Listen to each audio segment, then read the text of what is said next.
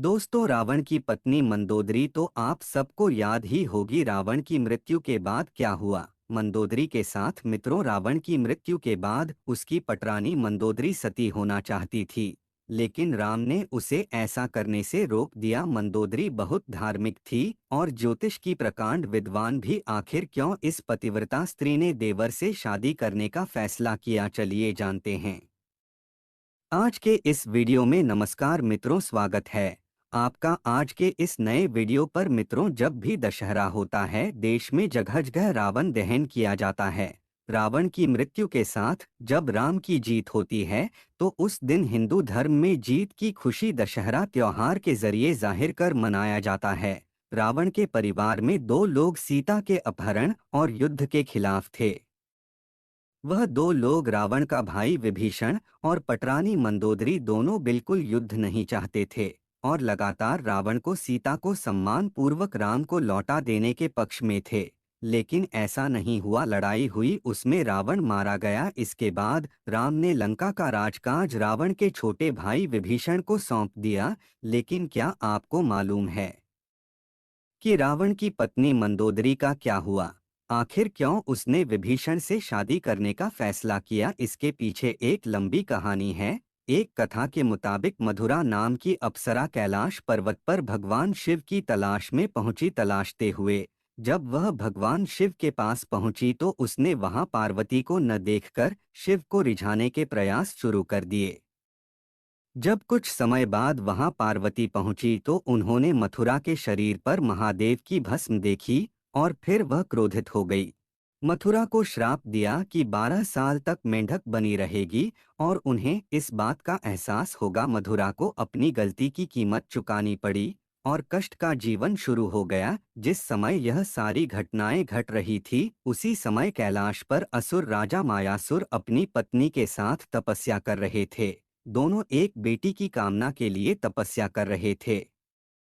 12 वर्षों तक दोनों तपस्या करते रहे। इधर मधुरा के श्राप का जब अंत हुआ तो वह रोने लगी। मायासुर वे उसकी पत्नी नजदीक ही तपस्या में लीन थे।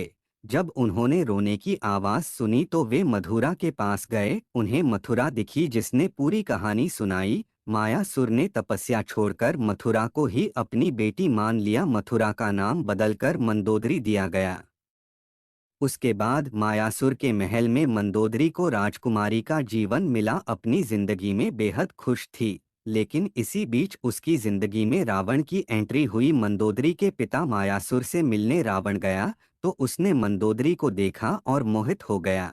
उसने मायासुर से मंदोदरी का हाथ मांगा तो मायासुर यह प्रस्ताव ठुकरा दिया। तो क्रोधित रावण मंदोदरी का अपहरण कर लंका लेकर आ गया। लेकिन मंदोदरी जानती थी कि रावण उसके पिता से ज्यादा शक्तिशाली शासक है। मंदोदरी का चरित्र रामायण में बेहद नैतिक दिखाया गया है। जब रावण ने सीता का अपहरण किया था तब मंदोदरी ने इसका विरोध किया। मंदोदरी बार बार रावण को यह समझाने का प्रयास करती रही कि दूसरे की पत्नी का अपहरण करना अपराध है, लेकिन रावण नहीं माना। आखिरकार राम के साथ युद्ध में रावण की बुरी पराजय हुई और वह मारा गया और मंदोदरी विधवा हो गई। रावण की मौत के बाद भगवान राम ने मंदोदरी को विभीषण से शादी का प्रस्ताव दिया था। उन्होंने समझाया कि विभीषण के साथ मंदोदरी की जिंदगी बेहतर रहेगी, लेकिन मंदोदरी ने इस प्रस्ताव को अस्वीकार कर दिया।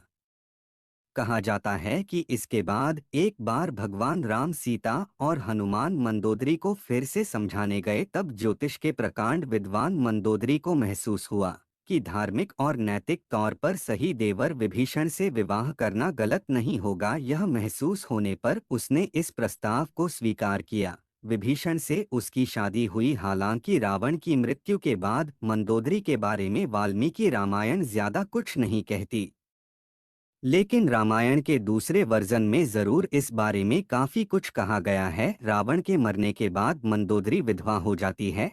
भगवान राम विभीषण को सलाह देते हैं उसे अपनी भाभी से विवाह कर लेना चाहिए। यह परंपरा उन दिनों मान्य थी, लेकिन विभीषण के पहले से कई रानियां थी और इसके लिए तैयार नहीं थे, यह भी कहा जाता है।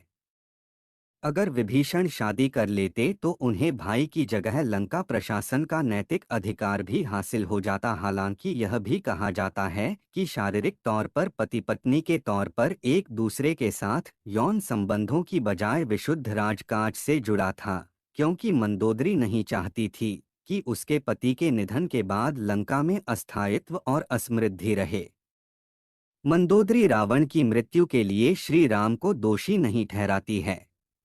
रावण की मृत्यु के लिए श्री राम को जिम्मेदार भी नहीं बताया जाता है। रावण के निर्धन के बाद उसके साथ सती होने जा रही थी, लेकिन राम ने उसे रोक लिया। इसके बाद मंदोदरी के पास देवर से विवाह करने के अलावा कोई विकल्प नहीं बचा था, और इस तरह बाकी का जीवन विभीषण के साथ गुजारना पड़ा। तो दोस्तों, आज के वीडियो में बस इतना ही। उम्मीद है आपको यह वीडियो पसंद आई होगी। अगर पसंद आई होगी तो वीडियो लाइक करना मत भूलिए। क्या अभी श्री राम के सच्चे भक्त हैं? तो कमेंट में जय श्री राम जरूर लिखना। मिलते हैं एक नई वीडियो के अंदर। यह वीडियो कैसी लगी कमेंट में बताते हुए जय श्री राम जरूर लिखें। धन्यवाद। मिलते हैं एक नई वीडियो में।